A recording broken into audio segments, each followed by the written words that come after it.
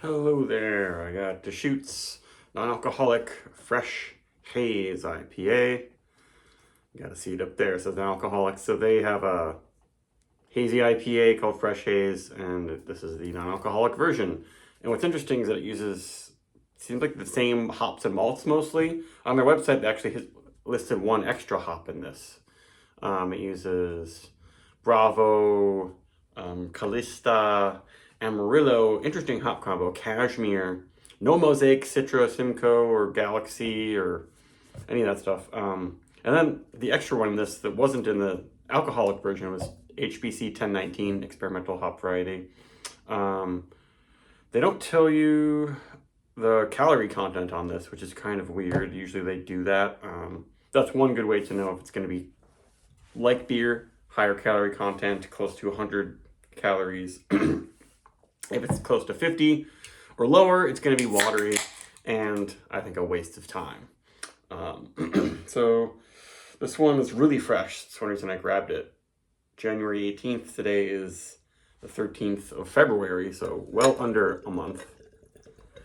And this is one where on the website didn't even say it, just says it on the can, not even on the outer box packaging. It just says non-alcoholic malt beverage with natural flavors. So a lot of these sneak in the natural flavors.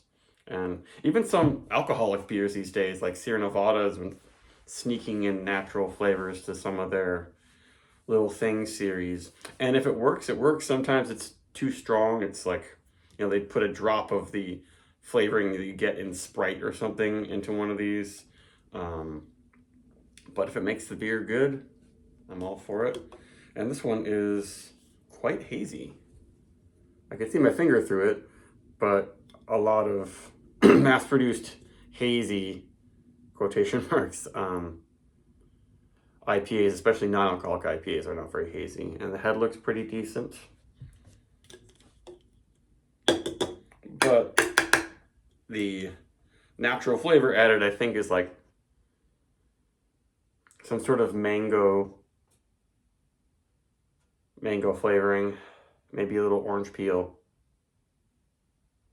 But yeah, if you pick apart the ingredients and descriptions on websites and cans, you can really kind of figure out these beers. And on their website, the aroma for this, they listed mango, but they didn't have that listed for the regular alcoholic fresh haze. But it smells pretty good. And it doesn't smell like that iced tea unfermented wort thing that I get from a lot of non-alcoholic beers. It actually smells a little bit dank and has that nice mango flavor. Sort of mango orange juice, smells like V8 Splash. I don't mind that. Even though it's not exactly beery, but it's, beer adds fruit and stuff.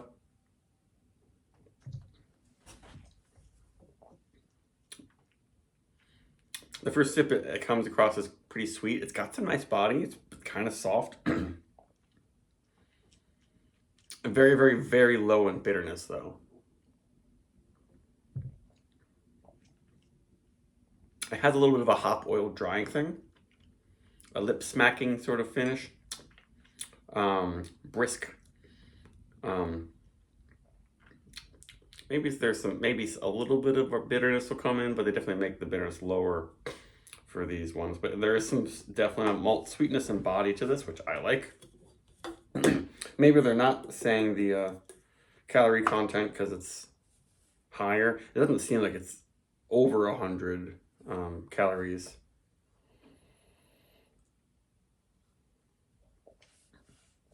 And there's a little bit of lacing going on.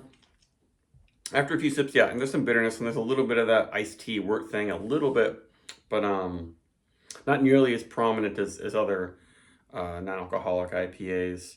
And this beer is really lucky that I feel like when I bought this from the store, the cans, it was not in the fridge, but the cans felt cold. So I bet they were just shipped that day to the liquor store I got this from.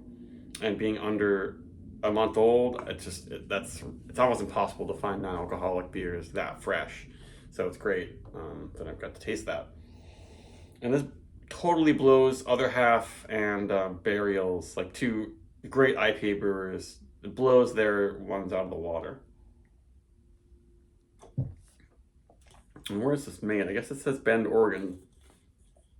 And Deschutes, their Black Butte non-alcoholic is quite good. I should get that again. So it looks like they must have their own non-alcoholic brewing capabilities at their own brewery. Whereas other half and Barrio, they had Industrial Arts, I think, make their non-alcoholic IPAs. And they're just not very good. Industrial Arts, I don't know. Theirs are just like so iced tea and like no hops. This has definitely got hops.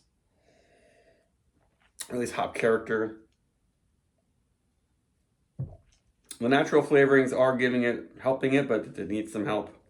We still got some head around there. And there's some nice bitterness. It's a little bit juicy. It's getting a little bit of a bitter orange, almost kind of a grapefruit thing now. No weird, unpleasant off flavors. It was good. I actually had one of these and blended it with a Barrio Surf Wax.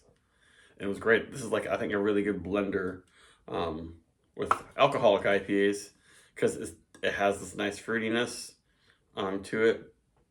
It's got some body to it.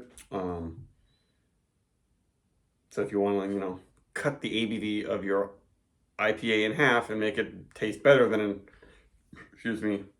a normal like 3% IPA, which you can't find, blend these together and you can drink more of them. But this is quite good. Maybe there's a little of a stinky thing in there, but there's a little bit of an extra dank, stinky flower thing, which I like. Interesting hop combo, Calista and Bravo.